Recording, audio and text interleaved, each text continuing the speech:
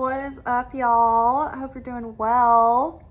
I am. I just got home from work and lots of emotions. I was happy at work because I found some people to tithe to that needed to evacuate North Gaza today. So that felt like something I was just so super grateful for. And then the shift at work was fine. It was all right.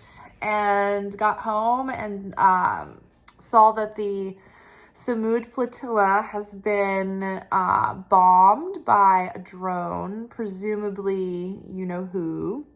But there's going to be an investigation that is going to look into that.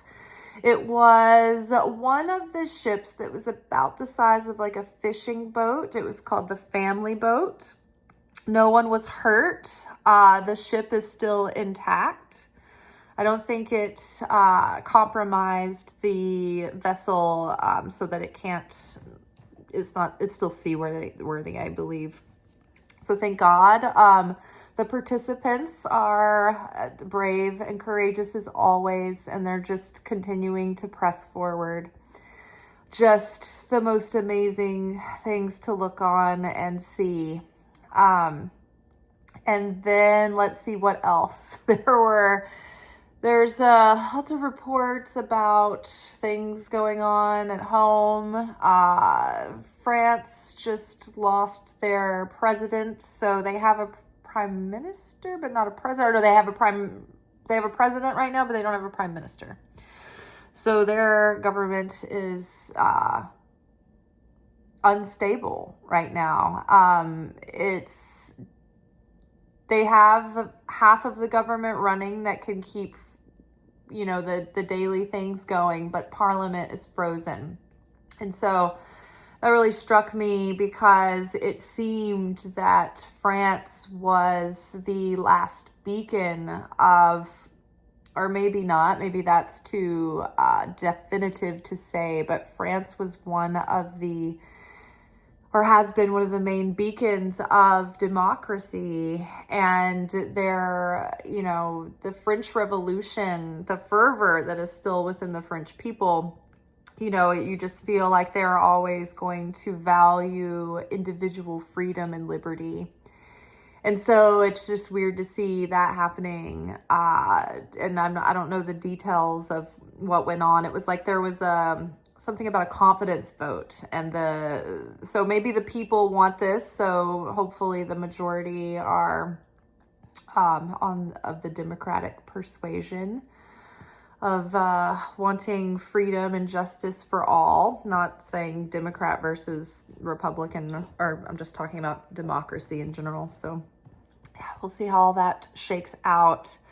The reading for the week, my personal reading yesterday and our weekly reading really tied into poignant focus on empathy and compassion.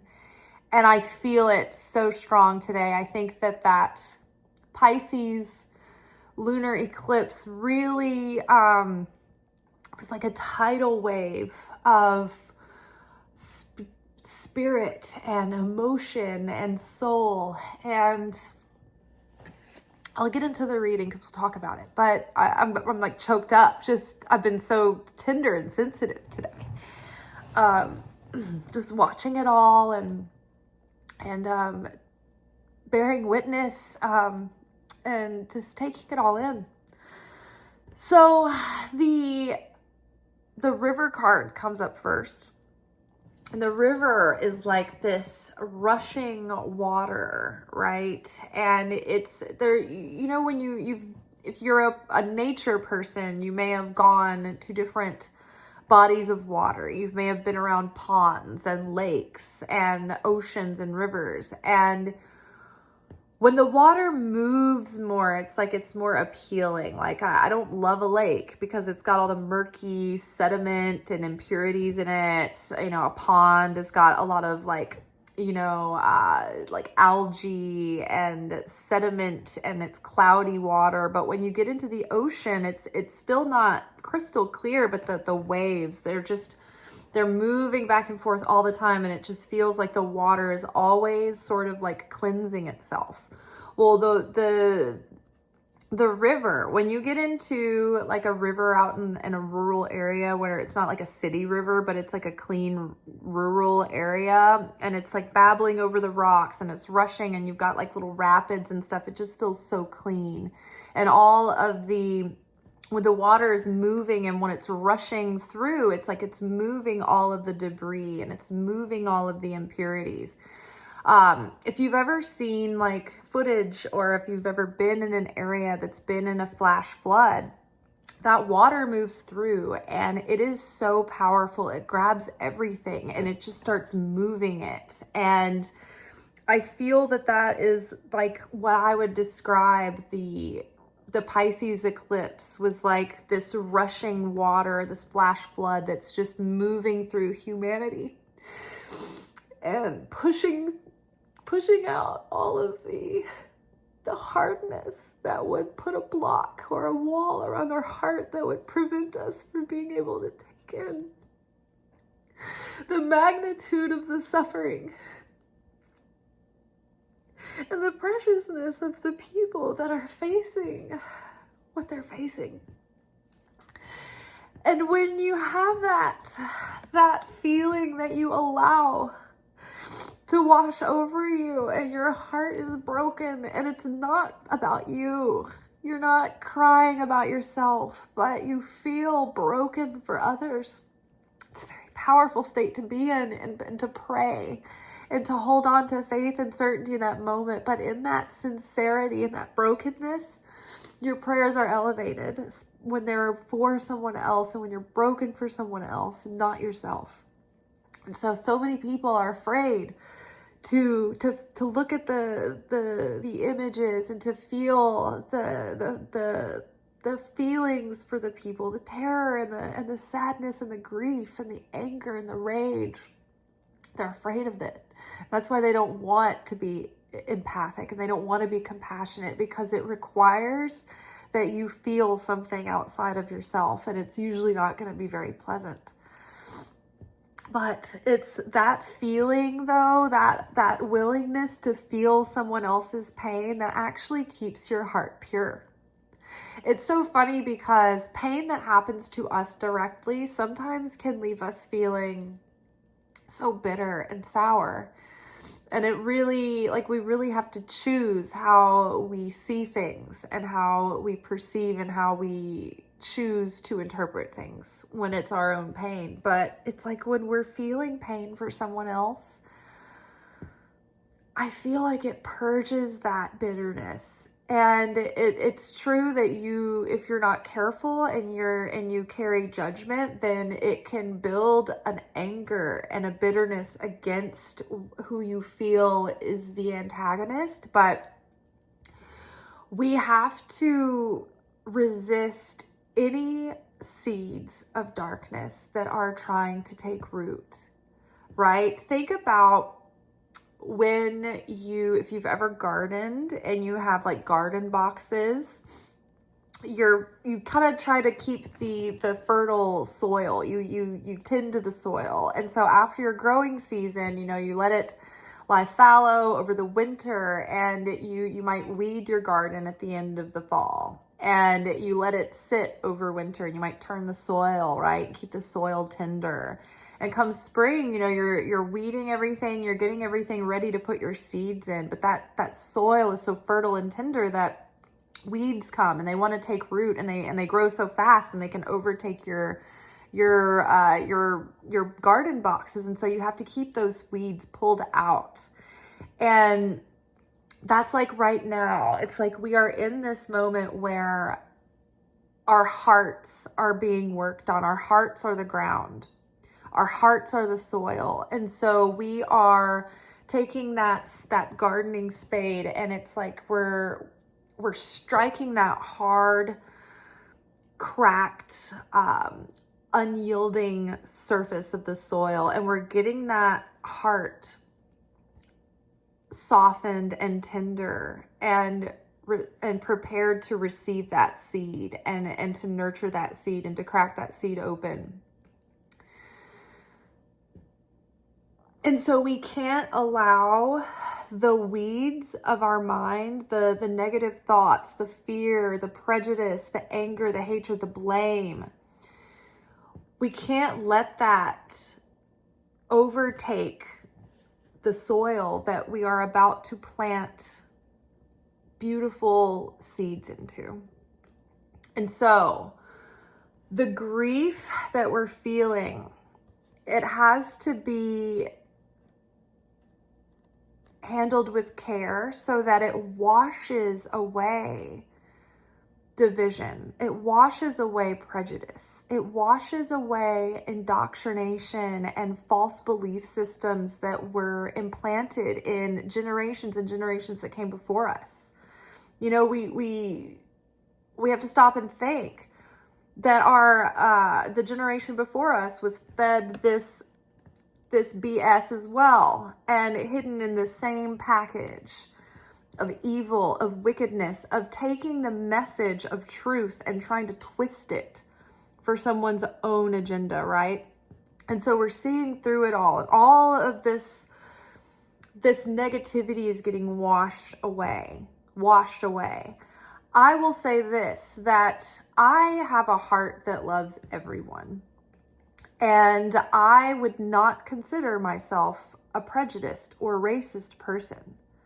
But I would be a liar if I sat here and said that as a white woman who's grown up in the South, that I haven't had other, like those nasty seeds implanted in my subconscious or unconscious, that I haven't had to check myself when I catch them and I see them and say, that's not true. That's not a valid thought. Why would I even have that thought? You know? Oh, that's a generalization that's harmful, right? And it was just in the air as a cultural norm around me. I can't entertain that thought. I can't repeat those statements. I can't laugh at that. You know, and you really have to check yourself, right? It's not, you know, none of us want to believe that we have prejudices or, you know, judgment like that within us. But the most dangerous thing we can do is assume that we're good to go and that we're a nice person and that it's not us, it's everybody else, right? We all have to challenge ourselves, to challenge our belief systems, to ask, where did this come from? You know, where, like when people start pulling things out of the Bible, and because people have used the Bible to justify horrible things. They've used the Bible to justify mistreatment of women and mistreatment of children and mistreatment of people of other creeds, colors, and religions. They've used the Bible to justify slavery. And, you know, and many other things. And it's not true, right? But they get in there and they cherry pick and they pick an agenda. And it's usually a few people in power that want to keep their money and their power and their position and their prestige. And then they make up some reason and cause and propaganda around something that they can use to forward their plot and scheme. And they know that nobody's going to jump in and care about their own personal issue. And no one's going to support their corruption and evil if it's just outright, right? So for hundreds of years, the same types of people in charge have been passing their power down and on by keeping people up in arms about things that they make up to put in their heads, to plant these evil seeds. And the people don't even realize that they're being manipulated because their religion is being used against them, and they're being galvanized and shamed and guilted, and they aren't, like, for the most part, people aren't the kind of people that are proactively going to try to penetrate the scriptures themselves, to learn how to not read it in a literal sense, to learn how to be Bible literate, right? The average person cannot pick up a Bible and read it and understand what's happening. and understand the context. And it could be taken completely out of context unless they have an active desire for themselves to study, to spend time with it, to let their soul connect with the soul of the Torah, the soul of the Bible, right? Otherwise, if you just let your person in the pulpit tell you what it means and tell you what it says and take it at face value and never, like some people only ever have one voice that preaches at them their whole life. What I love about the internet now is that you can have many teachers and many pastors and many rabbis from all these different places, and you can be taking in, okay, this perspective and that perspective. And then when you start listening, it's like the ones that are being manipulative are so much more obvious. But if you have never been exposed to any other hermeneutic lens of understanding, then you don't know how corrupt the environment is around you. So all this is coming out. This truth is being revealed. People are starting to understand that something's not right and something's not up, and they've been lied to. So there are masses of people who are waking up and taking more of an interest for themselves. And we're going to start the Gospel of Mary on the next Secret Teachings of Jesus episode. But that gospel starts off by saying, don't let anybody tell you to go this way and look that way and believe this way. They're going to steer you wrong. They have an agenda. You are not safe to take anybody's word for it. But when you go into your own heart and you heal that heart and you establish a relationship with the Holy Spirit, that truth will be revealed, and you will know that truth, and you will experience that truth, and that truth will set you free. So this river is washing through, and it is a current that we are going to have to let go and surrender to and trust. And so this movement, though, that is happening, it is purifying our hearts.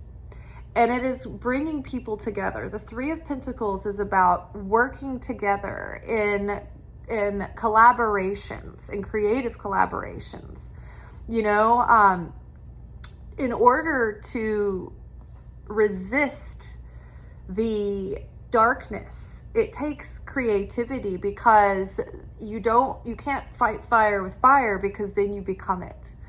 So if you fight the same way that the darkness is fighting, then you start to become sour, you start to become dark, it starts to corrupt you. But we have to keep being creative and keep being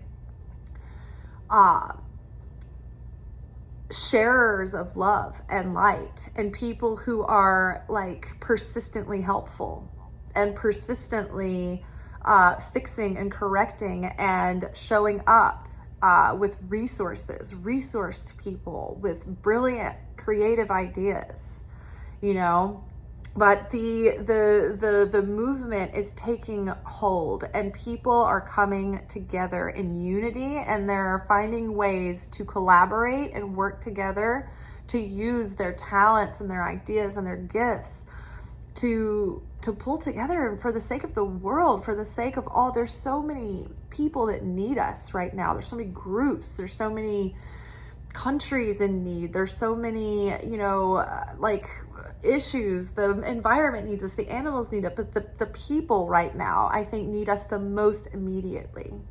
And so coming together from a place of unity, from seed level of love, a consciousness of love. That is what is protecting us right now. The flotilla that's happening, the humanitarian effort, they are being protected by the love, the shared love of humanity and mankind that is pulling together in this global unity right now in ways that we've never seen happen. It's unprecedented, our favorite word since the 2020. So it is our unity and our love for our neighbor that is actually putting so much protection around those ships. That ship took, I think, 2 strikes from what I saw in the video, and no one was hurt, and it's still afloat. And this is like, this is angels. This is when we do acts of caring and sharing and love, and we overcome our negativity, that creates angels. Angels are these energy forces, right? And there are different levels and legions of angels. And there are the higher, more focused frequencies that are the archangels, but the common angels around us are the ones we create through our energy, through our actions, through our consciousness. And so evil actions and selfish consciousness leave us open to and vulnerable to chaos. But when we do actions of sharing, when we turn our ancient hatred into love, when we can find love in our hearts and change the way we believe about things and forgive and be compassionate and have empathy for others, that creates positive angels and it creates protection. And so the Bible talks about this. When we are unified, we are surrounded by protection. We are connected with those blessings. This is like in Mount Sinai, when the Israelites were united and they had faith and they just crossed the Red Sea and they saw it so clearly and it was fresh on their hearts. They were totally unified and no one died. They were immortal for that period of time, and they had limbs just growing back and sicknesses spontaneously healed. Like all of these healings and miracles were just happening. They were just in flow, and it was like they were invincible and they were transcending their material fragility.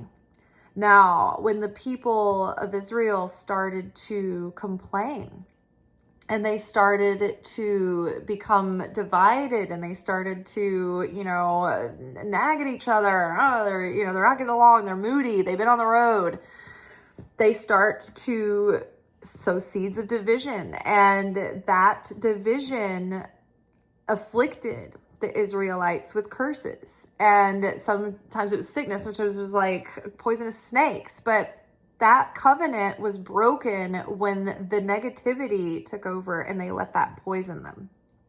And every time they were able to say, oh, we repent, okay, we're not, so sorry, we shouldn't have done that. And it's like they get back on track and everything's fine again, and then they fuck it up again.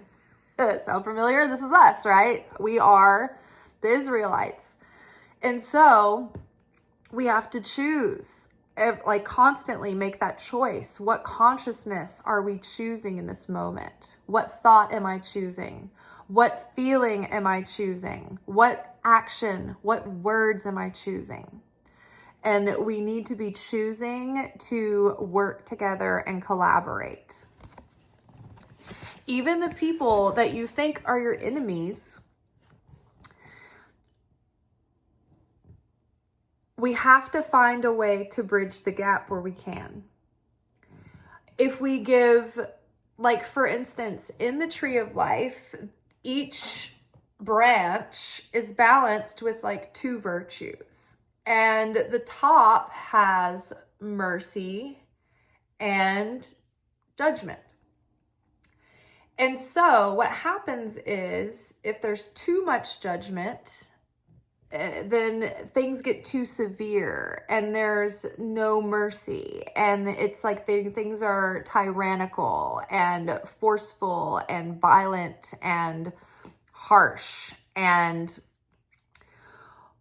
when there's too much mercy, though, things get out of hand and lawlessness is allowed to flourish, and bad guys do bad things, and evil tramples over good when there's too much mercy. So it needs to be balanced. Any of these virtues, when they're out of balance, become a vice.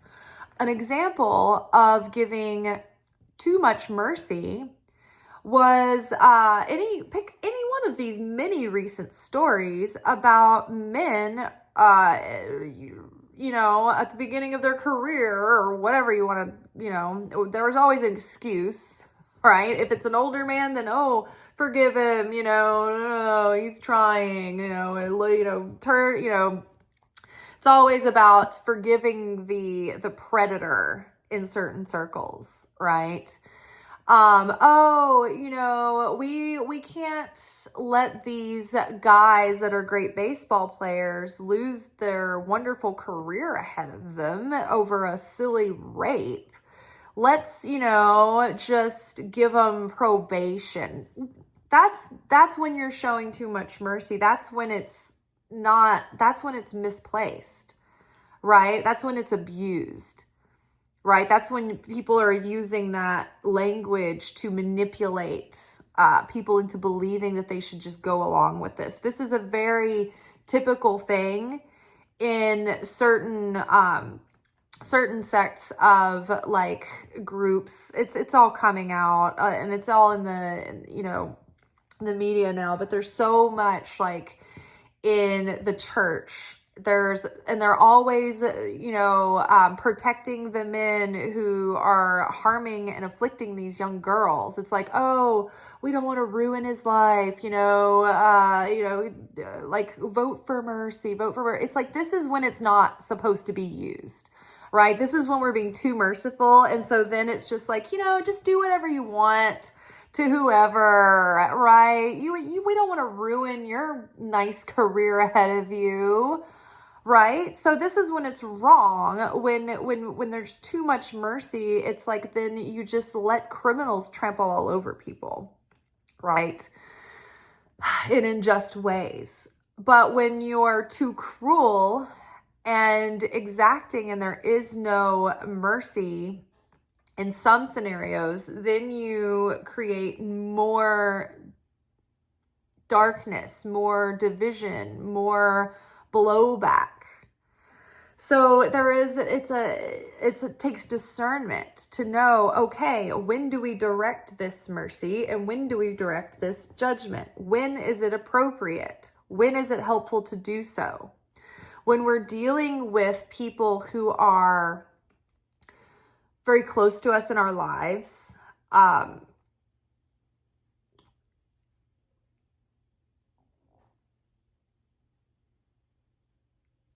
we have to ask what mercy looks like in that moment.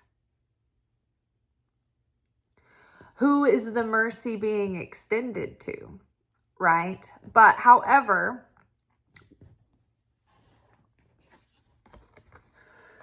I think I'll touch back more on that in a minute. The purging of our hearts, right? If we get hateful towards people, and angry. Like for me, if I give in to this anger and disillusionment towards my father for falling into all of this dark hatred, then that's it's going to push him further away. And I don't think that that's going to open up a way for him to come back. So I have to go against myself and my comfort zone and my ego and find a way to have a threshold for him so that I can be a light in his life that might awaken the old person that he used to be. The one that would have never, I don't think he would have gone along with this, but maybe I'm wrong, you know? But again, it's that sneaky darkness that just slips into your subconscious. And before you know it, you've gone along with some horrible scheme, you know? And it's like, how do these people get sucked into these things? You know, how can you not be able to read and hear your own conscience? It just gets pushed down and pushed down and pushed down. They don't want to feel the compassion. They don't want to feel the empathy. Push down, push down, push down. I want my way. I want a way to justify my way. I want biblical scripture to back up what I want and what I feel like. And it is going to push down the voice of my conscience. And so it's so important that we take care of our heart and keep it tender and keep it pure, because this is the only thing that's keeping us connected to our humanity, is that compassion and that sensitivity and that understanding. And so it is that part of ourselves that we have to fight so hard to protect, because this is how we are going to have more clarity in discerning the voice of our higher self, that voice of our spirit. The higher self is like this is like a new term to just summarize that part of us that's not controlled by the ego. But this is our spirit it's like set aside from the ego and the soul, and it is shielded from any darkness. And it's that pure part of us that's fully connected to the Holy Spirit and to the Creator. And this part of us is not corrupted by fear or by selfishness or by lust or by insecurity. So this is that pure voice that comes through, and it is such a subtle, quiet, but sustaining and grounded voice. The voice of your conscience that leads you step by step. Take this step in this direction. That's wrong. Don't do that. Do this. Help this person, right? Don't go that direction. There's something not right going on over there. Like, you know what I mean? Like, we need the purity. It's like our ability to feel for others and to have all of this emotion rushing through us is the thing that keeps us clear. It gives us the clarity that we need, because if we hold it all in, we're going to start getting twisted and despair will take root. But what we have to fight is the despair. We have to hold on to any shred of light and hope, because that despair is what the female Satan wants. The masculine Satan gets us to take the initial action to make us fall into the trap to make the mistake in the first place. The feminine Satan wants to get in and crush our spirit, to lower our self-worth, to make our mind and our mental space so dark that we don't have the motivation to keep going. It's depression, it's self-loathing, it's guilt, it's shame. That voice of wow, you don't deserve that anymore. You made a mistake. You're a piece of shit. It's like that voice, the darkest, meanest voice that brings you down. There's hopeless. You've run out of time. Anything that would make you think that there's no room for a miracle. Miracles are instantaneous. They can happen anytime, anywhere. And so we have to keep that soft heart. And we have to keep our ear trained on that higher self coming through that's whispering the truth in a calm, collected way. And it is leading us towards the truth in a calm, collected way. But we also have to be able to drop below the chaos and the noise of it all to be able to connect to that direction and connect to that peace and connect to that certainty that the Creator is with us. And through that, when we are in touch with our heart, remember we were talking the other night about following your heart and how it only works. Your heart can be broken and it can lead you astray. And so the healing that we have been going through, that's purging all these feelings, it's getting us back to our state of wholeness, is helping us have a clearer sense of discernment. It's making everything so clear, what really matters, what really doesn't matter.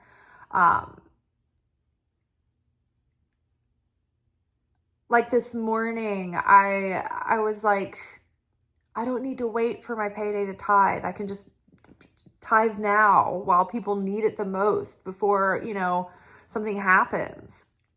And it was just like that kind of clarity coming in about being able to be more decisive and make choices from a place of faith and from a place of love and unconditional sharing. So the lovers here, the lovers card is about the path that we choose and making choices from our heart of hearts, that part of us that is not defiled by our ego or by outer conditioning or limiting beliefs or fears or prejudices or judgment. It's that part of us that is connected to the Holy Spirit and is led through a desire to be more like love, to be more like the Creator. And we can make choices, but when we have them before us, it's like we have to check in. Okay, what part of me is making this choice? What part of me wants to go this way? What part of me wants to go that way? Is this my self-preservation? Is this my fear talking? Is this my ego that wants instant gratification or wants to fix it now or wants to receive for the self alone or just wants the easy way out and not the long-term hard thing that's going to actually bring the better thing in the end though, right? Or is this my spirit, my resilient, confident, victorious spirit who is willing to take the time to go the route of the higher value, who is pushing aside fears and taking the path of courage for the sake of others, right? And if we have a corrupted heart, then those choices aren't clear. As we see from the division in humanity right now, it's like most of the world, the population of the world is like, their heart is in the right place, and many people, the fear is what's holding them back. And then there are other people whose corruption and their greed and their want for power and status and comfort and ease and, oh, I don't want to be inconvenienced with all this, all of that's causing them to make these corrupt choices. And I mean, our choices affect people, right? I mean, think, what is voting? It is a choice, right? Every time you go out and you go out into the world and you're choosing where you're spending your money or what you're buying or what you're supporting or what you're sharing or what you're promoting, like where are your choices coming from? And what fruit is yielded from those choices? Because those choices are planting seeds. So what are you growing? Because I hope that we're growing orchards of compassion and truth and justice and understanding and empathy and love and friendship and neighborliness and beauty and unity.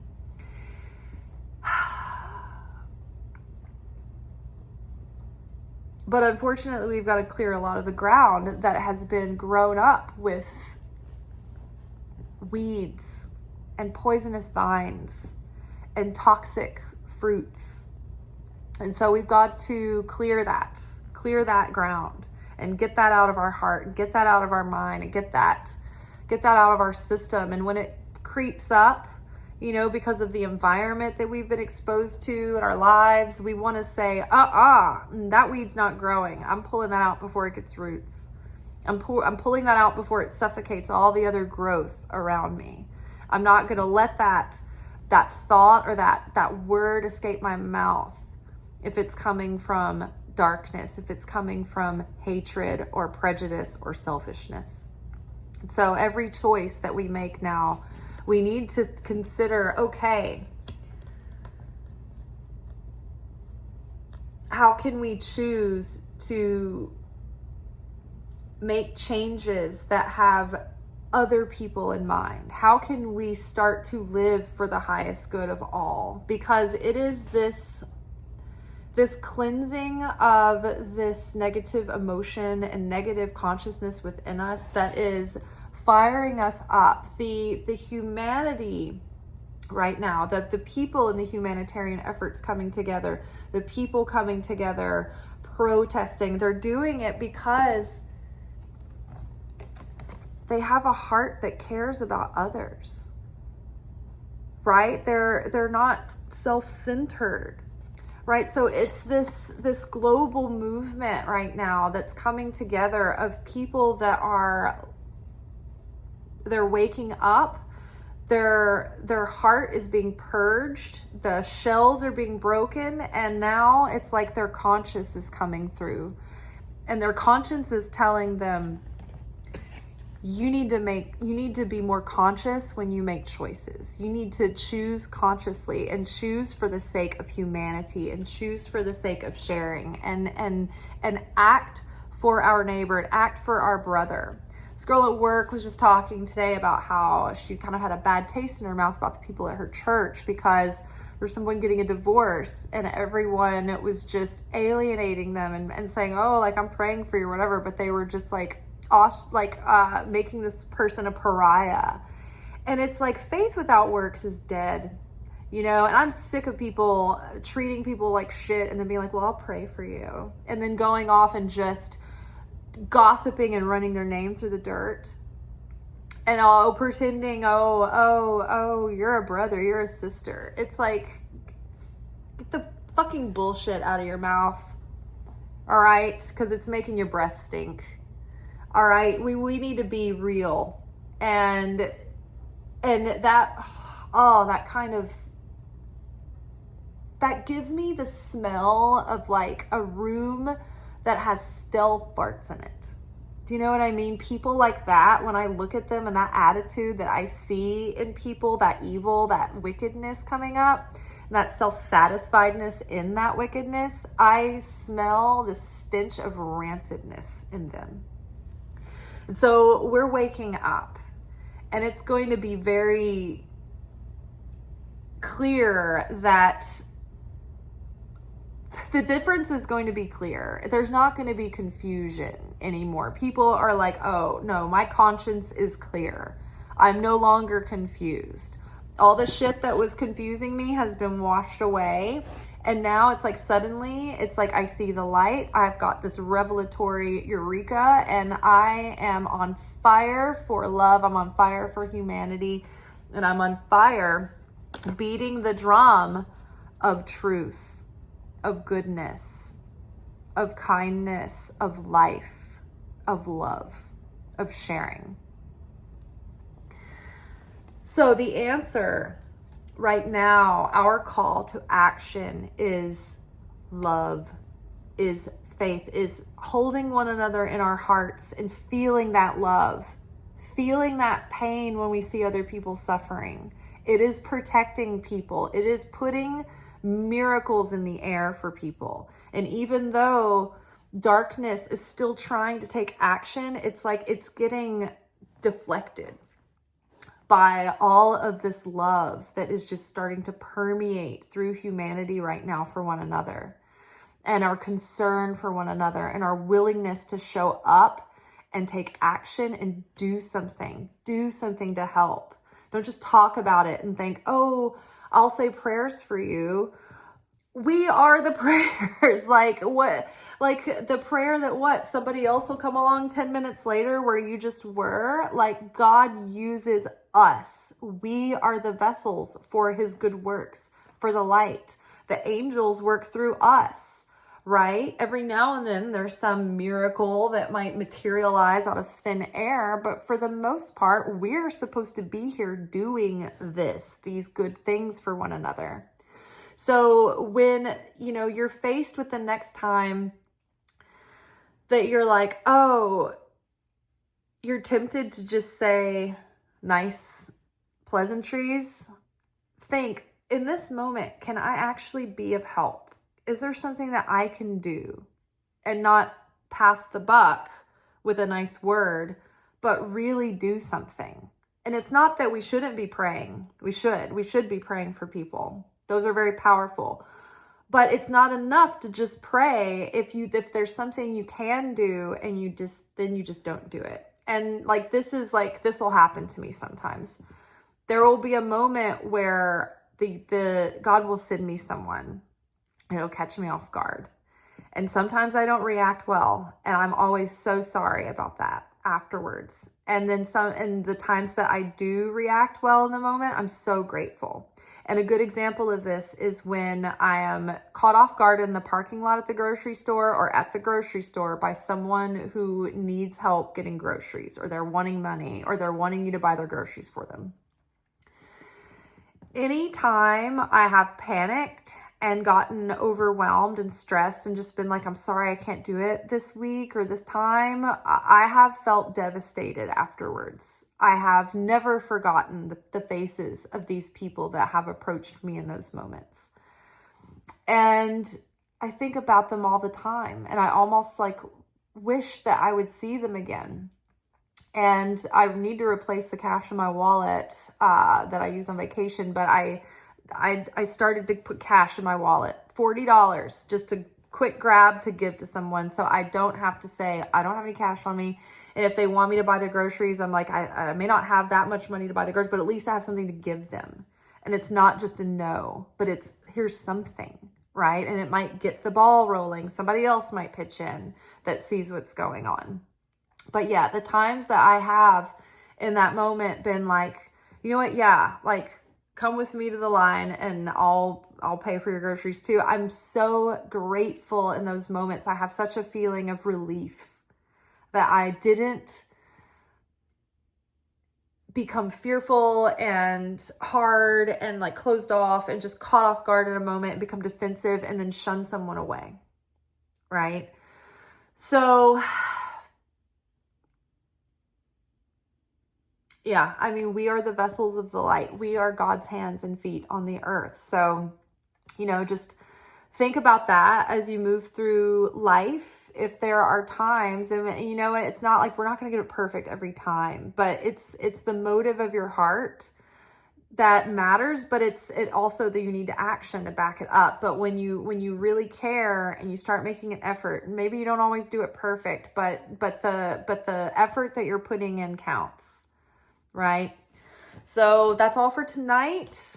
Our brotherhood and humanity, our shared love, our connectedness, and our unity is going to be the thing that creates miracles for mankind. I'm not saying like God doesn't create the miracles and Jesus isn't bringing the miracles, but this is what God and Jesus are telling us we have to do to channel these miracles through.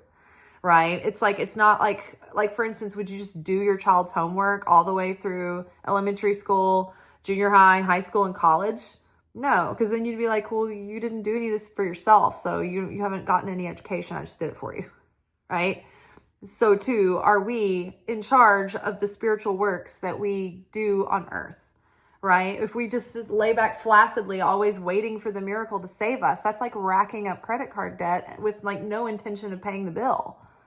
We are supposed to be showing up, changing for the better, and becoming people that are vessels of sharing and giving. So this, sorry, I've got so much just emotion coming through.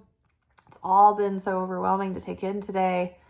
But I hope that this message was clear. I feel like we've kind of gone in circles a little bit, but we'll be back together tomorrow for our weekly manifestation oracle message. Till then, peace be with you. Listen to your conscience, choose love, and peace be with you. Ciao.